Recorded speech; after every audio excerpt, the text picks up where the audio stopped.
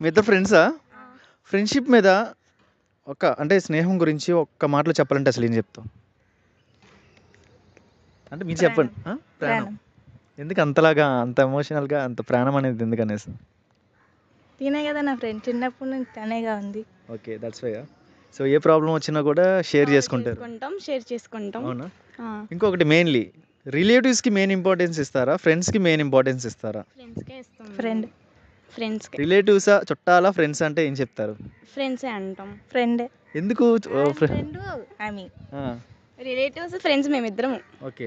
అంటే చుట్టాలంటే ఎవరు ఏం పట్టించుకోరు. ఫ్రెండ్స్ అనుకో ఏం చెప్పినా ఏం చేసినా షేర్ చేసుకుంటాం కాబట్టి ఫ్రెండ్సే ఎక్కువ. ఫ్రెండ్షిప్ వల్ల బెనిఫిట్స్ ఏంటి మనకి? ప్రాబ్లం వస్తే తీరుస్తారు కదా. ఓకే.